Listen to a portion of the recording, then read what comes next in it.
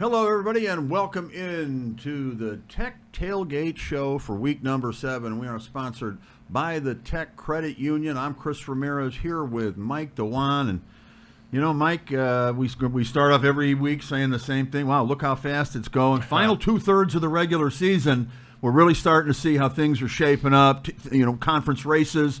All of that sort of thing. Got some rivalry games tonight. Yeah. Should be a fun week. Yeah, it's the weeks get so much more important as the season goes on, and this is a super fun week. We're going to talk about those games coming up here shortly, but a lot of great rivalry games and a lot of games that have a lot of big implications within these certain conferences. Yeah, let's get started. We got, by the way, Zach Zanelli, Z Squared as we call him. He's handling our technical end of things here for us. And let's take a look now at the schedule for this week. Our games, let's start with, We have live audio from the Purple Palace this week. It's Valpo and Maryville. Our top 10 has Maryville at 3 and Valpo at 4. That's the Enigenberg top 10, mind you. You can see that on regionsports.com.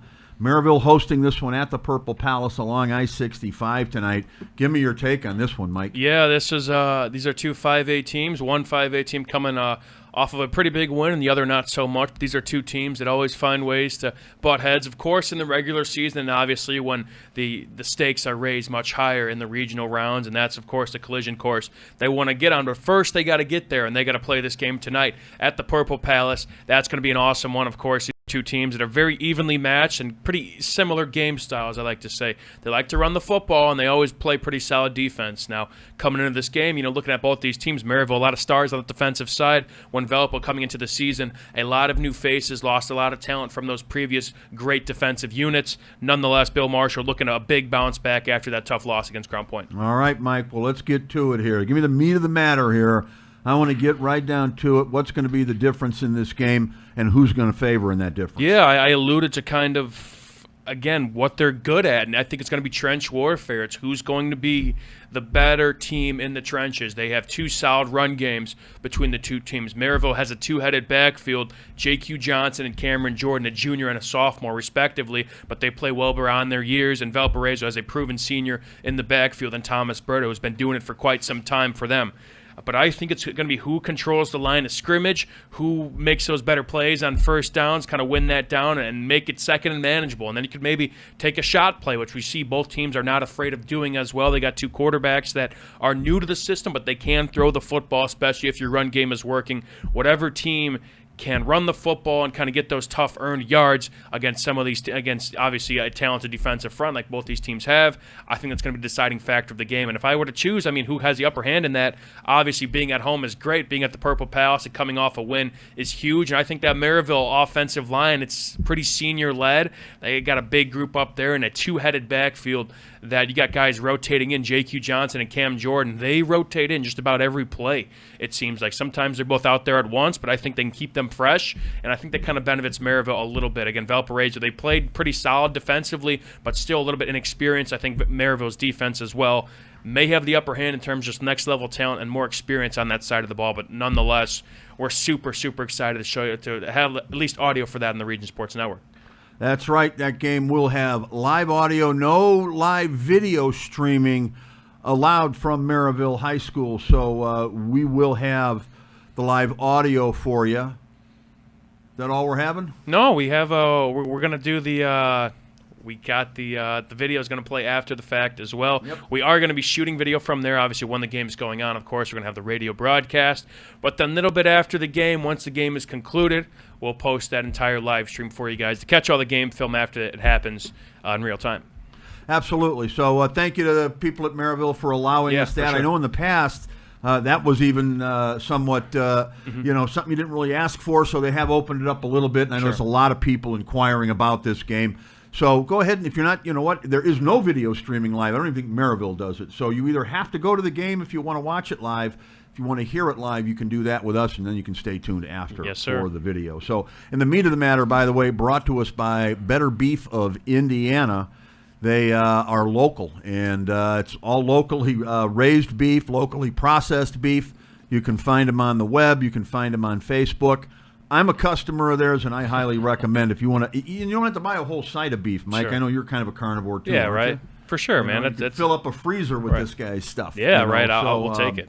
We'll take it. Again, look them up, Better Beef of Indiana. If you like maybe to kind of go a cut above what you might find, in your neighborhood, look up Kevin and Better Beef of Indiana. Mike, let's move to Ridge Road here. Not too far from us, the corner of Ridge and Colfax. The number 6 Wheeler Bearcats coming in from Union Township to Calumet Township. They're going to take on the Warriors tonight. Yeah, this could be a sneaky one, and we're excited to see. We saw this Wheeler team a lot in these previous weeks. They've been on the Region Sports Network, but Calumet has gotten off to kind of a sneaky 4-2 record. Now, it might be you could look into the technicals and see who they played in these games and who they lost to in what fashion, but these are 2 coaches in their second year within this conference, and Charles Sallery of Calumet and Nick Testa of Wheeler. Nick Testa, the reigning GSSC Coach of the Year. But Charles Sallery is starting to kind of turn this program around. It was kind of tough in his first season. The record wasn't show for it, but this team has been a lot better, been in games so far. Might give Wheeler a little bit of test, but they're playing some great football right now. They like to throw the football around the field, as well as they got a lot of guys playing 2 ways. They could run the football just as well. Caleb Klimzak's their quarterback, who's been fantastic.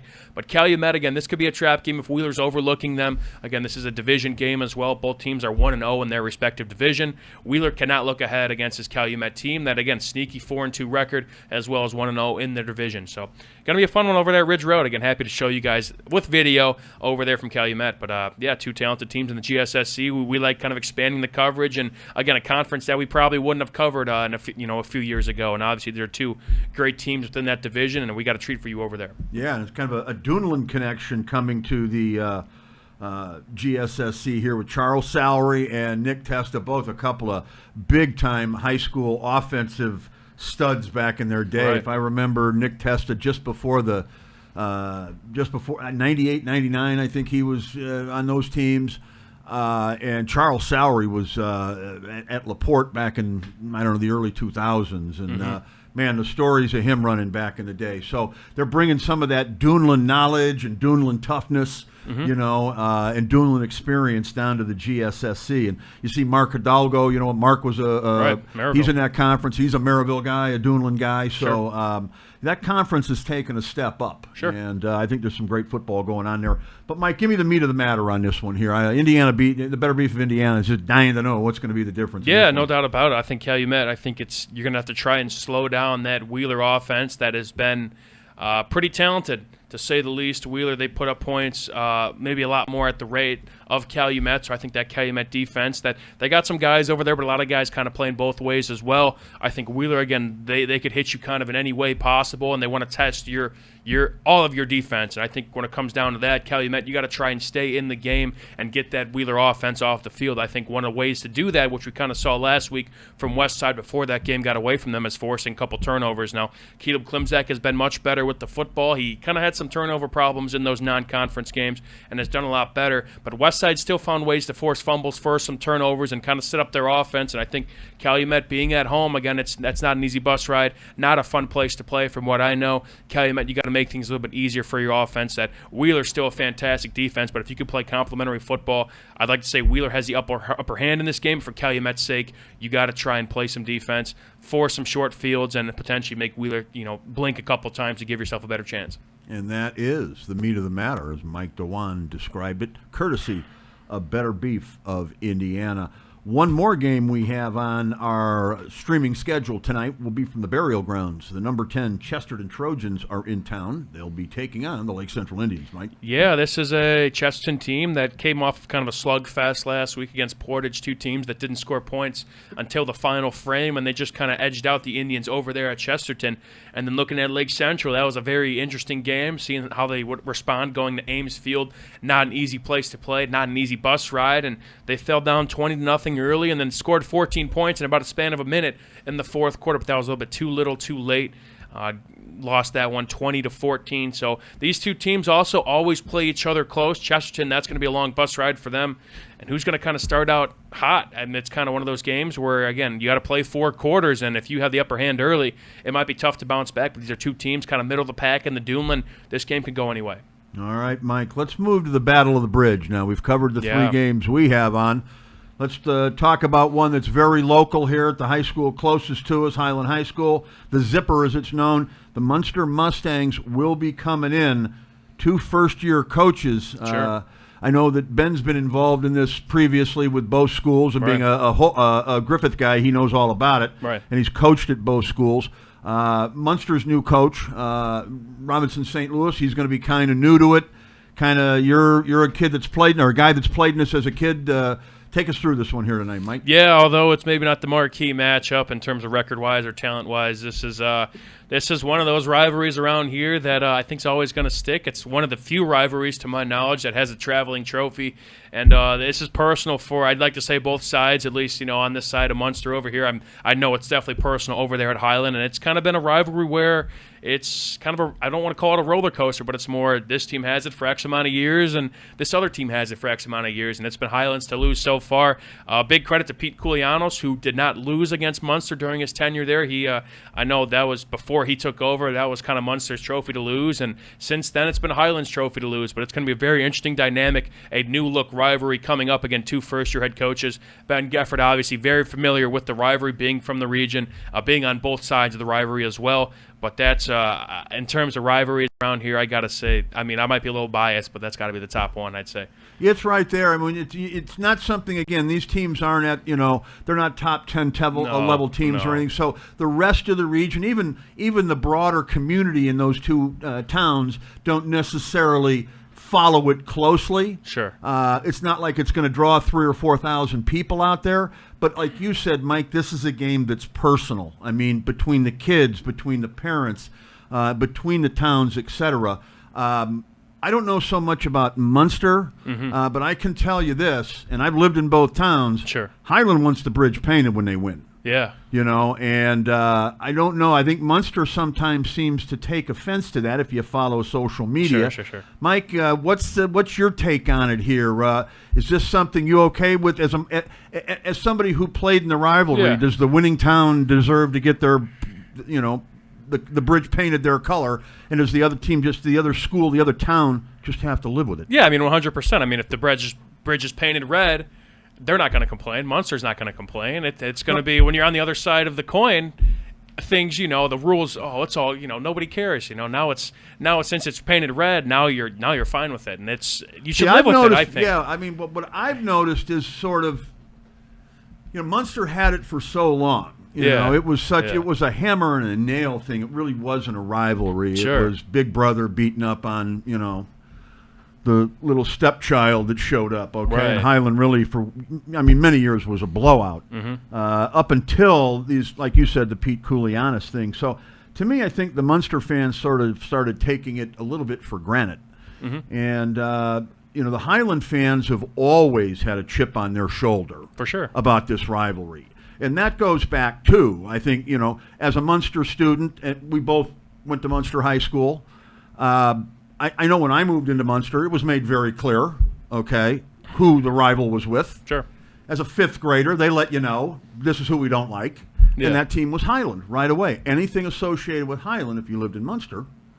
And there goes back to the great story that John Friend, the legend John Friend, told me back in, can't remember, 75 or 76. And I don't know exactly how much truth and is to this, how much of it's legend, how much of it's myth, and how much maybe is some slight exaggeration.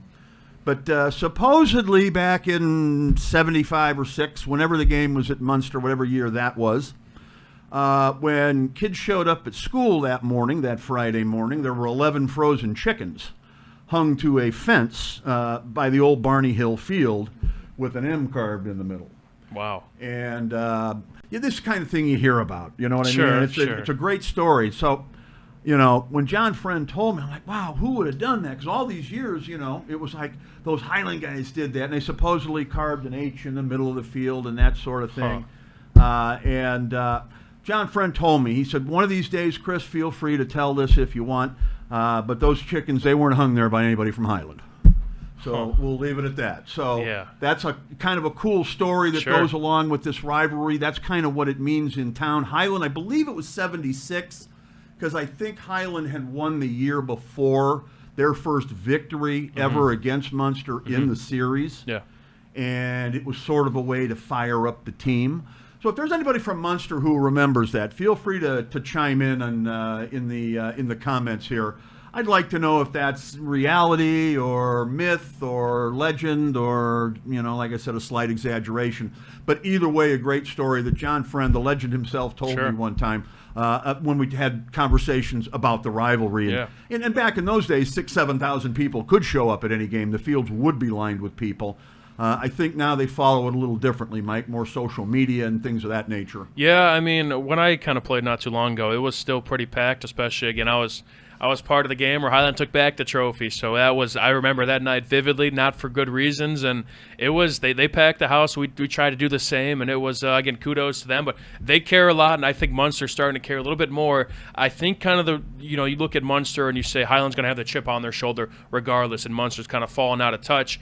I think when you look at other sports maybe, and Munster, they might be kind of in a better place in terms of different athletics where they're going to compete for more trophies. Now, I mean, not saying Munster football is not there, but they got some work to do regardless. And when you being kind of in that program at one point, of course, we're talking about we want to beat Lake Central. And again, most of the times week one, it was kind of tough sledding, but it's always an aspirational stuff. So then you kind of look, my biggest rival is always Highland, but of course Lake Central's kind of on the scene now, a team we want to beat. And that's kind of the same with all Munster and LC. That rivalry's kind of took in storm for just about every sport. Football is a little bit one-sided, but it's always a fun show in other sports. But I think, Highland Munster, that should be their number one concern, getting the bridge back. And again, we're going to see what happens tonight. Yep, so take a ride along Ridge Road tomorrow. Last year, I got some video footage on my bike going through there and was able to post it on social media. And I guess that's kind of where I'm coming from. The majority of the Munster fans or the Munster people responding felt that it was disrespectful and vandalism-like behavior. I don't agree with that. I know. I don't agree with right. that. It was, again, that was to me some sour grapes there. Sure. I can speak. I live in Highland. I can speak for myself and my neighbors. Yeah. Highland wins tonight. That bridge better be blue. Right. I mean, I say the same thing if it's. I'll run interference for the kids if I have to. Right. If It's a Munster way, we'll figure something out. Right. I mean, same in Munster. I mean, that's how it. I know that. I mean, you deserve to pay. That's your trophy. That's what they did, and I think it's not. Again, they did it. I know it's different times nowadays. Somebody fake a crash at Indianapolis in 41, and another one at Calumet Ridge. Keep the police busy after midnight tonight. Little diversion. Let the kids go over there. Exactly. Whoever wins, paint the bridge, because that to me is one of the coolest sort of. I agree. I agree. The traveling trophy is great. Sure. But the whole town doesn't get to participate in the traveling Correct. trophy. Anybody Correct. can drive past that bridge and see what it looks like. And if you're from Highland and you see it blue, you smile. If you're from red, if you're from Munster and you see it red, you kind of figure, well, that's the way it's supposed to be. Right. We'll see. Again, So, that's all we can wait and do. it'll all be tonight here on the Region Sports Network. We'll have the scores for you because we're doing the hometown scoreboard, which is courtesy of your neighborhood Strachan Van Til Food Market. Mike, we've also got the RSN Zone back this week. Second episode of that. That was a fun one last week. It was myself and the great Michael Bradner. Tonight, though, it'll be Andrew Mild and the two Dougs, Doug Ashenball, Doug Nelson. Again, a show that we're kind of trying to push a little bit, kind of highlighting, of course, the games we're doing on the Region Sports Network, but also kind of cycling through the entirety of our streams, the Strachan Van Til hometown scoreboard.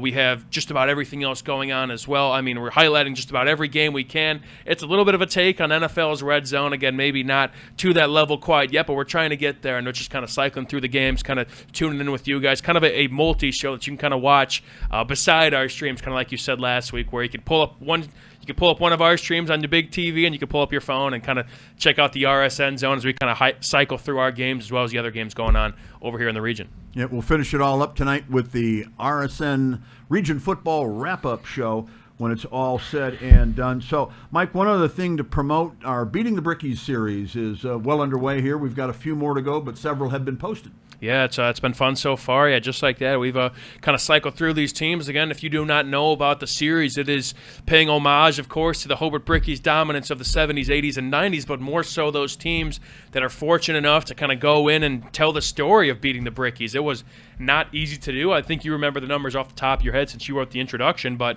they played, 262 games in about a 20-year stretch, and they lost 31 of them. So you do the math. Oh, that's pretty good, to say the least. And a lot of those teams are from down south, again, playing in the state championship, playing in regional, semi-state, whatever that may be. But we're highlighting those region teams. We got, 8 of them on the slate.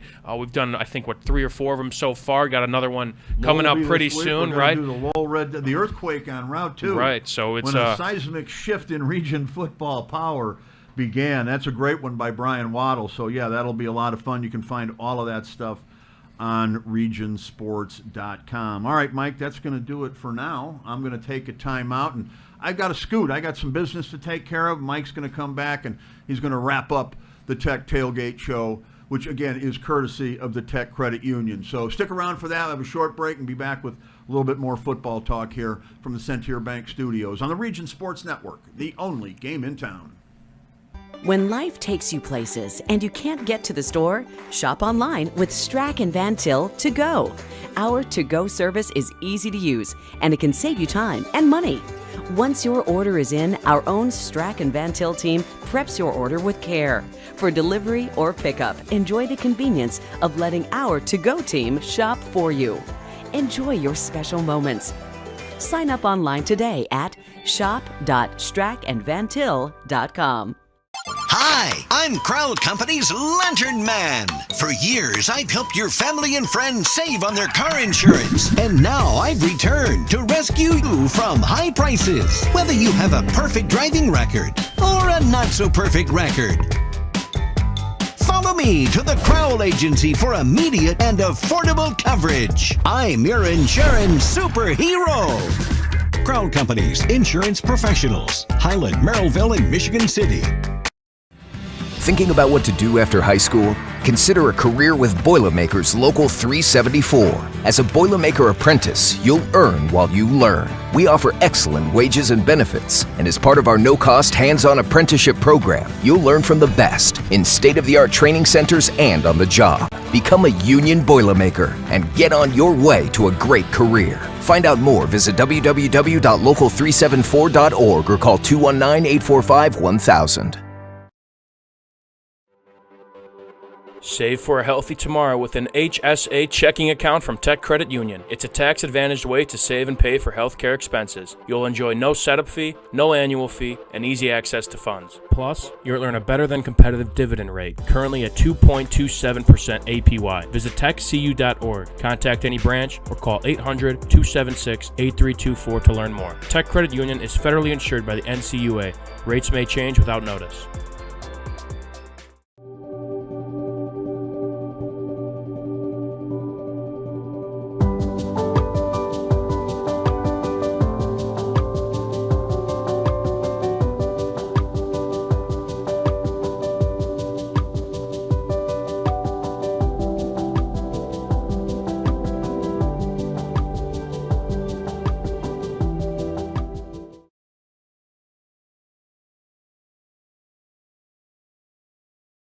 Have you checked out Centier Bank's student checking account? This no-fee checking account is perfect for students and teens ages 14 to 24 and comes with all the features you need to succeed, such as a debit card, digital banking, and automatic deposit. Centier Bank can help you start establishing good spending habits today for your better tomorrow. For more information, visit centier.com/studentchecking or visit your local branch. If you are under the age of 18, your parent or guardian must also sign on the Centier student checking account. At the age of 25, your account will automatically convert to the Centier checking account. You must deposit $25 to open this account. This account is not eligible for overdraft advantage. Member FDIC.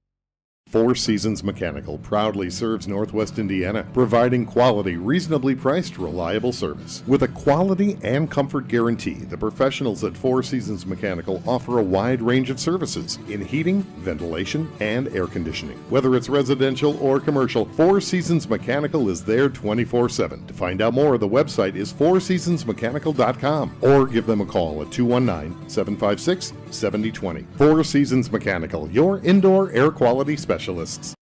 Earn while you learn from the best hands in the business. The Bricklayers Allied Craftworkers for Indiana Kentucky Apprenticeship. That's right, this is a paid apprenticeship. I'm getting an education while learning a trade and getting paid for it.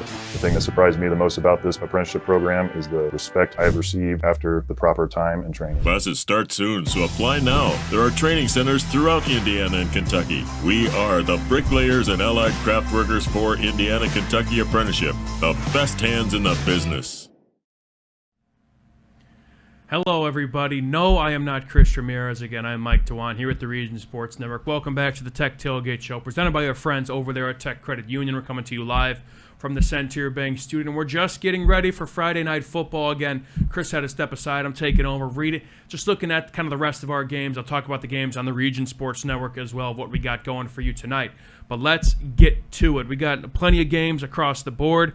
The Andrean 59ers are coming at number 8 in our home improvement top 10. Got a big-time test over there on Broadway. They're bringing in the Bishop Chatard Trojans from Indianapolis.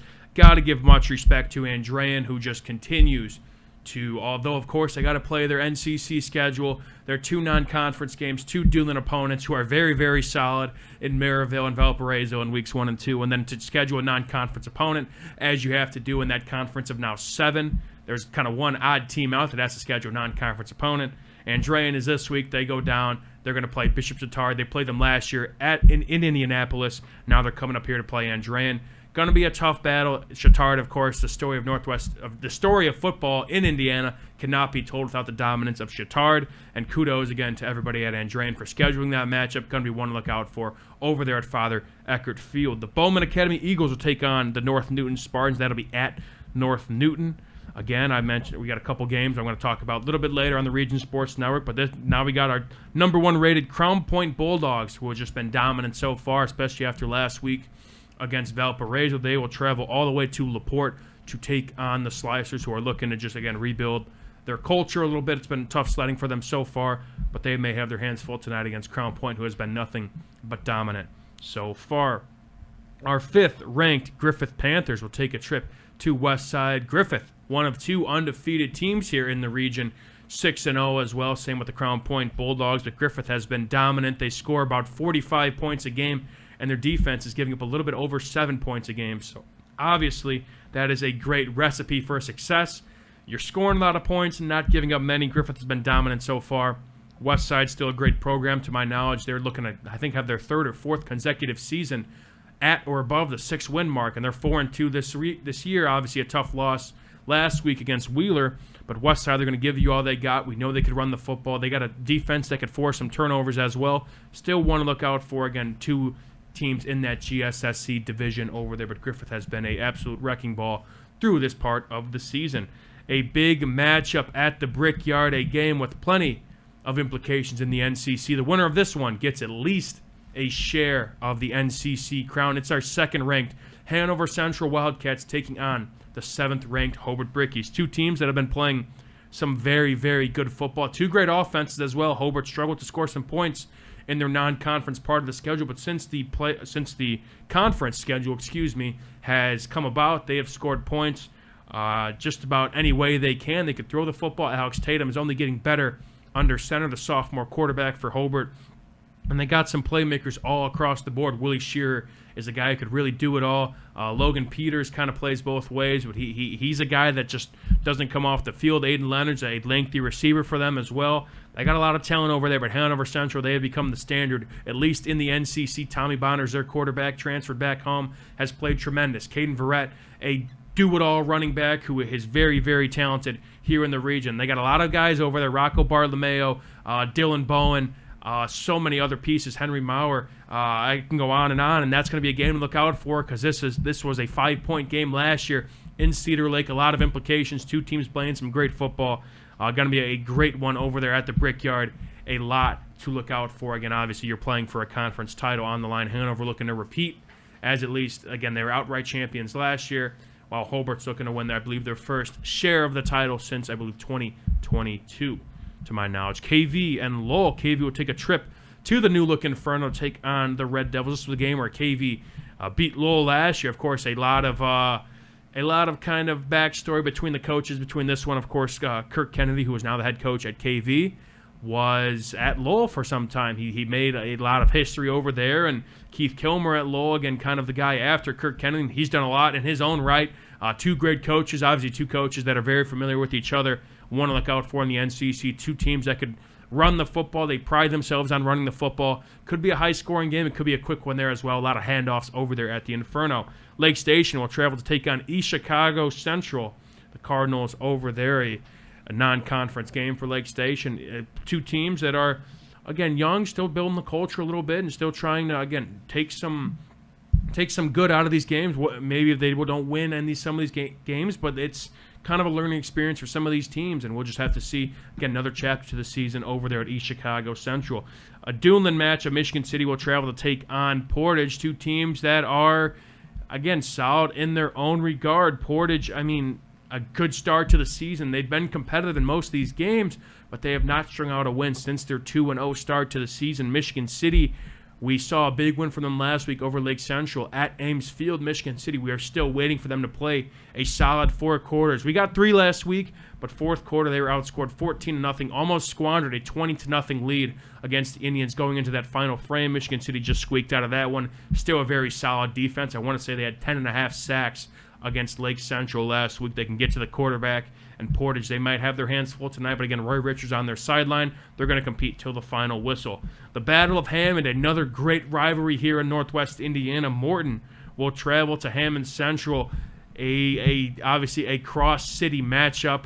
A lot of players that definitely know each other, again, going through probably the lower ranks, Pop Warner, Pee Wee football, middle school, whatever it may be. Two teams that are very well familiar with each other, and two teams that are going to want this one badly. We love these rivalries this week. Again, as the season goes on, the conference games get ever so more important, and we run into games like this. We mentioned the Battle of the Bridge a little bit earlier, but that's going to be one to look out for, to say the least. I mentioned the Battle of the Bridge. Again, Munster will take on Highland, going to Highland for that one over there. Big rivalry, of course.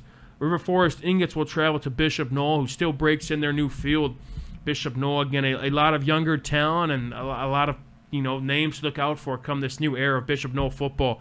River Forest had 2 heartbreakers through these past 2 weeks. Again, a 3-3 team as well as Bishop Knoll is, but River Forest is definitely looking for their bounce back win. These last 2 losses against Griffith and Boone Grove, respectively. Boone Grove, they lost in overtime on a game-winning 2-point conversion, and Griffith, they had that game just about locked up until Griffith orchestrated a drive. They won that game by 3. River Forest's last 2 losses were decided by 3 points or less.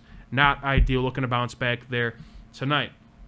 And finally, a game not on the Region Sports Network. The Whiting Oilers will travel to the Boone Grove Wolves. Of course, that was a fun night last night at Whiting High School. Again, we appreciate everybody out there that made that night so much fun. Always good to talk to some of the players, some of the coaches, and just have a good time. That was always fun, always a fun trip out there to Whiting High School. But we got a couple games on the Region Sports Network that, again, I did not get to mention. We have going to the burial grounds. We got Chesterton taking on Lake Central. Chesterton comes in at number 10 on our home improvement top 10. A big Duneland match of 2 teams that are pretty evenly matched. 2 teams that are going through kind of some not quarterback changes maybe for Lake Central, but Chesterton, we know they could run the football. Andrew Govia is their guy in the backfield. CJ Perez is their new quarterback who has kind of taken over for Brady McCormick, who went down with an injury not too long ago. And Lake Central, Cam Reddick's their guy behind center who's done a great job. He's only a junior to my knowledge, and he's growing every week. And again, a first-year head coach, Pete Koulianos. A game we expect to be a close one, but again, maybe Chesterton, we know they could run the football, and they do very well at it. Lake Central, they do a little bit more offensively, but 2 teams that are going to match up pretty well against each other. So that's a game that's going to be from live video from the burial grounds. We're excited for that one. Another game we got on the Region Sports Network. We got 3 versus 4. Valparaiso traveling to the Purple Palace to take on Maryville, a game that you do not want to miss. We'll have audio for that, and we'll eventually have the video released after the game's conclusion. Two teams evenly matched, 5A teams that are hopefully hoping to meet each other in the regional round. They seem to always do. We mentioned the last time they met at the Purple Palace, an absolute thriller that walked away with the Maryville win, maybe upsetting the state champs from 2022, Valparaiso, that was hoping to repeat. Maryville, these two teams that split the series last year, they met in the regular season. Valpo got the first win, that instant classic last year at the Purple Palace. We're expecting nothing but the same here tonight. And finally, Wheeler will take a trip to Calumet. Two teams that are 4-2 in the GSSC in the entire season, I should say, in their respective division, both 1-0. Wheeler does not want to overlook this Calumet team, although you could look at the schedule and whatever. You could say what you want. Calumet's a talented team and two second-year head coaches that have improved just about every season they've been on the sideline, and we're excited for that one. We also got the RSN Zone, our second episode of that. That is an extended studio show. We're kind of highlighting all the games going on around the Region Sports Network. We got analysts Doug Nelson and Doug Ashenball, as well as Andrew Mild, who's going to be kind of holding the fort down for these guys. The great producer Justin Cole, who did a fantastic job last week, is going to be back in action again, highlighting our games going on as well as the other games going around in the region. We also got the Strack and Van Til hometown scoreboard, again presented by our friends over there at Strack and Van Til. Going to have live updates as the games go on tonight. Again, every time there's a scoring update, that'll kind of cycle through, and you'll see a team up there and see how the games are going. That's going to be by our guy Thalen tonight. Thalen Steiner, big kudos to him for stepping in today. But this is going to be a fun night. Again, we're just getting underway here. Stick around. Again, this has been the Tech Tailgate Show. This is going to loop for a little bit. Again, we're going to run a couple ads here. We'll take it back from the top with Chris Ramirez and I. But again, this has been all the games we got here tonight. Stay tuned. Again, this might be, whether this is the first time you're seeing this or the last, we might loop it, we might not, depends on when you see this. But we're just about getting ready for region football. Sit back, relax, and enjoy the show, everybody. Let's have some fun. Again, this is week 7. Believe it or not, just like that, we've gotten to this point. Take it all in as you can. But again, for Chris Ramirez, who we saw earlier, Zach Sinelli, who's producing the show, I'm Mike Dewan here at the Region Sports Network, the only game in town. Flip the switch, a light turns on. Press the button, machines and instruments come to life. Touch the screen, communicate with the world. Simple tasks, guaranteed results, every second of every day. That's the power of power. And that's the power brought to you by the Nika contractors and electrical workers of Local 531.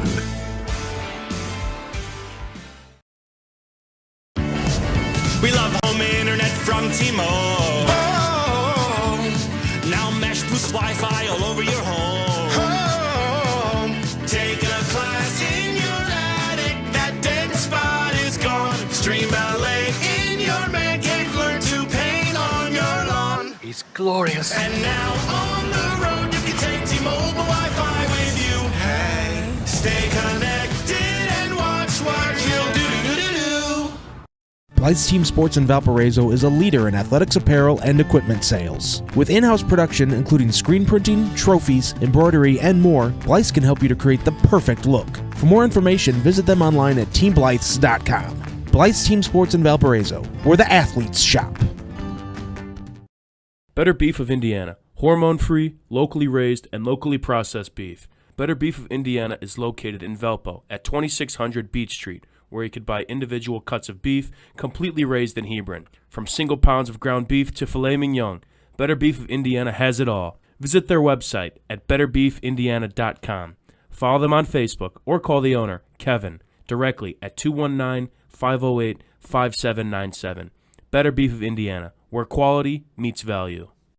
If you work with industrial, pneumatics, or hydraulics, and you're in need of maintenance or repair, you need the right connection. For over 20 years, Hose Connections in Hammond has been the premier leader in the hydraulics industry. Hose Connections is a one-stop shop for sales and service of pneumatics and hydraulics. Hose Connections continues to grow their network of industry contacts, which allows them to meet even your toughest expectations. To learn more, visit HoseConnectionsInc.com. Hose Connections in Hammond. Proven under pressure.